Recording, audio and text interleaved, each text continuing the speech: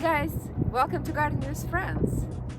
To help us all go through the winter, I thought we'll touch on what overall helps us gardeners and everyone else as well. As a gardener, I really appreciate the environment and efforts to create better, cleaner water and air for all of us. My friends at Boston Harbor for more than 30 years contributed to restoration and protection of Boston Harbor, and as a result, beaches in South Boston have become among the cleanest urban beaches in America. Natural purifiers of water are oysters, known to most of us today as a delicacy. Oysters promote healthy coastal environments as they are a crucial component of global ocean health. They continuously clean water by filtering it through their gills and feeding on algae, plankton, suspended sediments, so sunlight can reach plants growing underwater, and provide shelter and food for numerous coastal species. One adult oyster can filter more than 50 gallons of water in a single day. Oyster reefs buffer coasts from waves, reducing erosion and creating calmer waters. Oysters can change gender throughout their lives, and imagine every oyster is capable of making at least one pearl in its lifespan. Oyster shells are mostly made of calcium carbonate and can be used in compost as a soil additive or as mulch. Mulching with oyster shells adds calcium and micronutrients to the soil and makes it more alkaline, helping to balance soil pH levels and improving nitrate uptake. Oysters have been used and fed on by humans for thousands of years. They are low in calories and rich in micronutrients, including zinc, iron, and vitamins. Oysters were so important to the Greeks that Greece became the first to cultivate oysters. Now, farmed oysters account for 95% of the world's total oyster consumption. In Greek mythology, the Greek goddess of love Aphrodite was born from the sea foam and emerged from the sea on an oyster shell, sometimes depicted as a scallop shell. The term aphrodisiac, meaning to heighten love, has been related to oysters ever since. Also, the charismatic Casanova was known to have eaten 12 oysters a day, or, according to some sources, even up to 50 oysters a day, believing it would enrich his love life. Oysters were once ubiquitous in colonial times and served as an important food source for Native Americans and colonial settlers. In the 1800s, New Yorkers ate an average of 600 oysters per year. In our days, Americans eat an average of less than 3 oysters per year. In Boston area, there were extensive oyster beds in the Back Bay and Lower Charles River. Even streets of early Boston were paved with oyster shells, and the oyster shells were even mixed with the mortar of the old State House, and are still visible in a few places. By the early 20th century, overharvesting, industrialization, and landfill had taken their toll, and oysters vanished. Now, there is a big undertaking to bring oysters back to Boston Harbor. You may wonder how many oyster varieties are there in the world. There are over 200 species of oysters worldwide, but only 5 are grown commercially in North America. The Pacific oyster, Atlantic oyster, the European flat oyster, the Olympia oysters, and the Kumamotos. Based on these 5 species, there are over 150 varieties of oysters harvested and sold in North America. There are 3 fundamental factors that make an oyster unique: its species, its environment, and its grow-out method. You can find out more in the link provided. You can enjoy a number of oyster varieties here, including oysters grown in the chilly waters of coastal New England. Each type boasts a distinctive taste peculiar to salty cove, plankton-rich bay, or brackish river when they grow. Nowadays, some people love oysters, some hate them, or sometimes don't even want to try them. What about oyster sugar? Even if you don't like oysters, you might enjoy this very refreshing and delicious drink. The oyster cocktail or oyster shooter, a popular West Coast treat, originated in a San Francisco restaurant around 1860 by a miner back from the gold fields. Being hungry, the miner asked on the restaurant's waiters to bring him a plate of California raw oysters with some ketchup, horseradish, vinegar, Worcestershire sauce, and whiskey cocktail. After drinking the whiskey, he put the oysters into a goblet, adding salt and pepper, vinegar, Worcestershire sauce, horseradish, and ketchup. The restaurant keeper looked on him with interest. "What sort of mess do you call it, partner?" he asked, and the miner responded, "That is what I called an oyster cocktail." The next day, a sign appeared in the restaurant's front window: "Oyster cocktail, 4 beats per glass." And nowadays, there is a huge variety of oyster shots, and today we'll offer you a few recipes as well. And we will use these beautiful so-called cocktail oysters. They were grown and harvested in Prince Edward Islands, and they called St. Simon oyster. They were grown on St. Simon Bay and have very interesting flavor profile.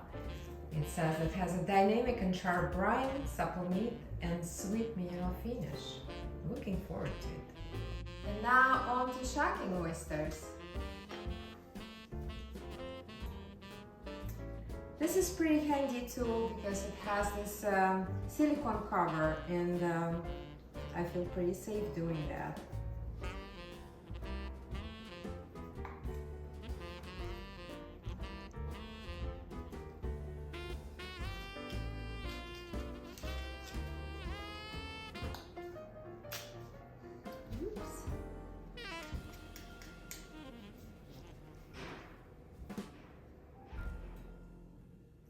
So now all oysters are prepped and we can start. So we have the oysters ready, and we will start making oyster shooters. And I have these very nice friends of ours who is gonna participate, and I'll let them introduce themselves.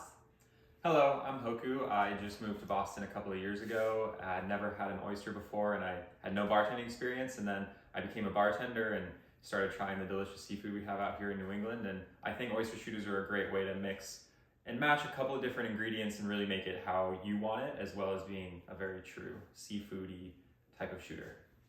I'm Vichka. No professional bartending experience like Hoku, but I like making drinks for friends. Oysters, I only really started eating them recently, but they're one of my favorite kind of delicacy foods, so excited to experiment with some new recipes today. And here we have some ingredients we prepare for each of our original oyster shooter. And we may not use all of them, or some of them we'll choose to use something and share it with you. And we will start. And here I personally have a quail egg in my oyster shooter recipe, obviously oysters, and we have few other ingredients like horseradish, we'll have clamato juice. We have this hot sauce with citrusy flavor and very sharp as well. Obviously Tabasco, vodka. I don't know how to pronounce this, Hoku, you can tell. Worcestershire. Worcestershire Yeah. sauce. Worcestershire. Right. And cocktail sauce. This is just for our amusement. I'm gonna start with my very simple oyster shoot recipe. First we will need vodka, of course. But if you're not into this, you may skip it whatsoever. You don't have to if you don't want to, and you will still enjoy this beautiful flavor. So as for vodka, I'm going to be using, let's see, 2 tablespoons.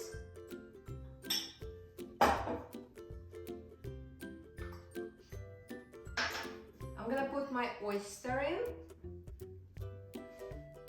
And it also has liqueur, which is a liquid in the oyster. I'm going to give it some flavor. And we will add a little horseradish.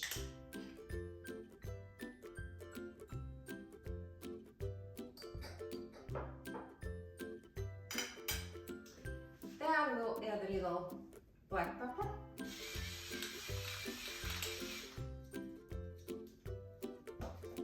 And clamato juice. Shaky.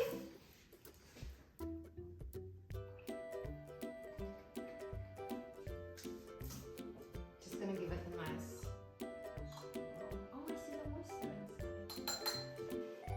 sugar. We're gonna top it off with quail egg. Let me see which one I like. Oh, look at this nice butter. I like this one. So what I'm gonna do is just gonna break it and add it, top it off. It's overflowing a little bit. You know what? It's full. And so my oyster sugar is ready.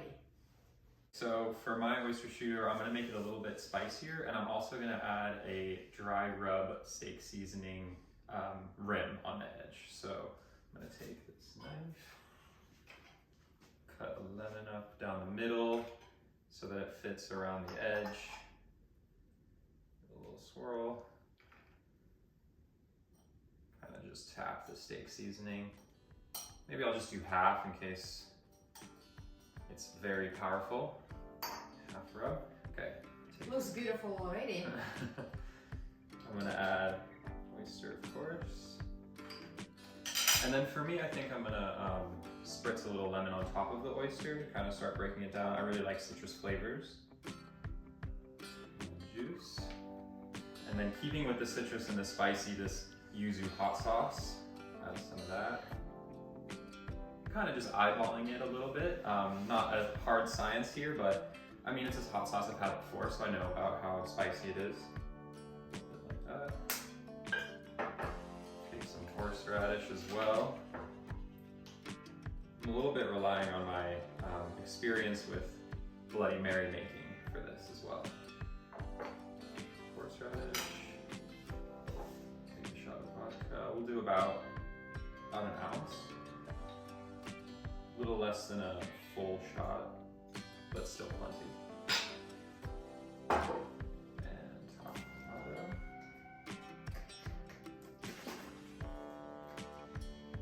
I'll measure this one as well. Do about an ounce also. See what that looks like. I'm just gonna taste it to see how it's going. I think a little more Clamato juice.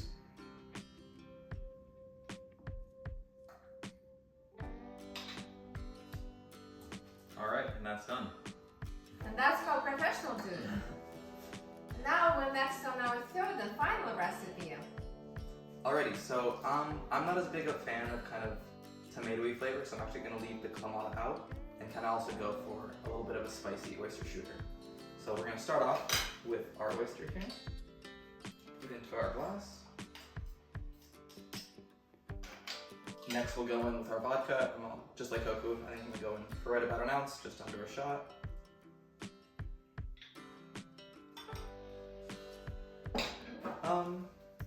Do you recommend lemon juice here? I like lemon juice. Okay, I'm also a fan of citrus flavors. I think I'll add that in as well. Just a little dash. Beautiful. We're gonna kick it off with our cocktail sauce. These guys used horseradish in their recipes. This already has it inside, so we're not gonna use that here and just go with the cocktail sauce. And then kind of for our spicy side, we're gonna throw in some Tabasco, just a few dashes.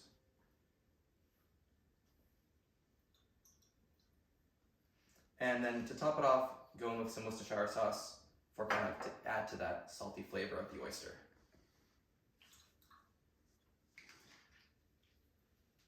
Give it a little swirl, and that is looking beautiful. Nice.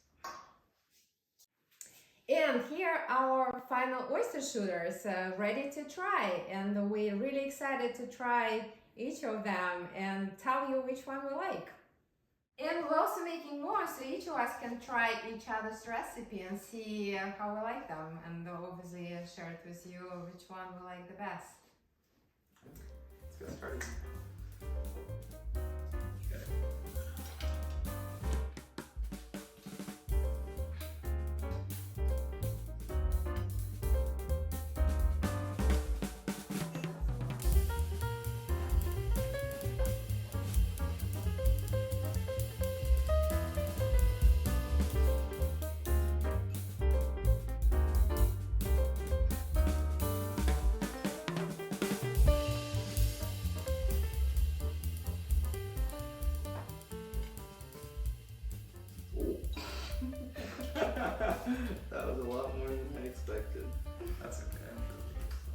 Nice and salty.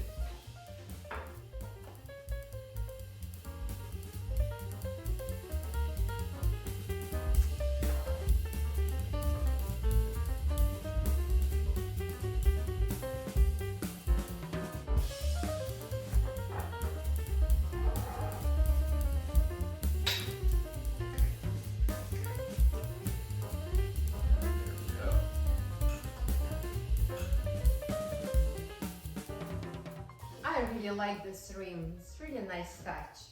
Thank you, Thank you. Coco, for showing it to us. Mhm. So I think we're all done here. Done meaning we have our oyster shooters prepared and we're really eager to try it. So let's start off with mine. So this is the one with the cocktail sauce, a little bit of Tabasco, vodka of course, and the Worcestershire sauce. Okay. Cheers. Cheers.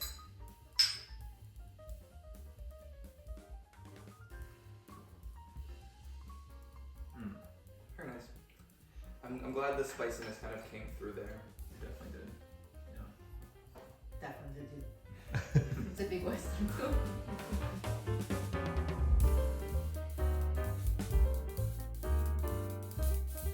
That was actually very good. And again, we're anxious to try next one. Okay. Get out. Thank you. Thank you. Should be alright if I get the half from one. Yes, of course. For the rim, I would say just kind of lick a little bit of the rim off of it and then shoot afterwards. Okay. Yeah. All right. Cheers. Cheers.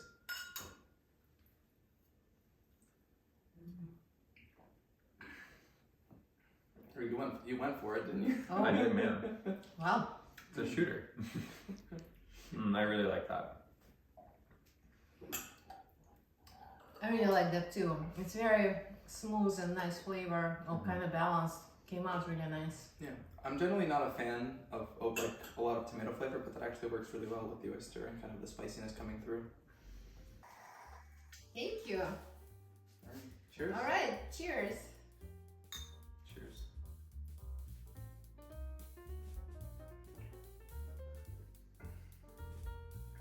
I really like the pepper. Kind of Mhm. extra kick. Yeah. Very nice. I also really like the pepper, and the egg added some creaminess to it. So. Yay. Thank you. We liked all 3 recipes and let you decide what is your favorite. Enjoy and don't be afraid to be creative and improvise.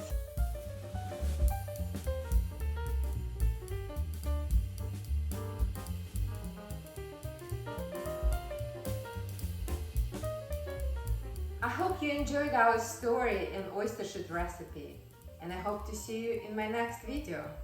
Hey, those were delicious. Thank you guys. And we're on the last one. Very simple recipe I came up with. So let's go try it.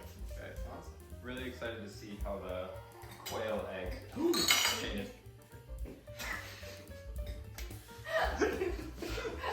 Oh no!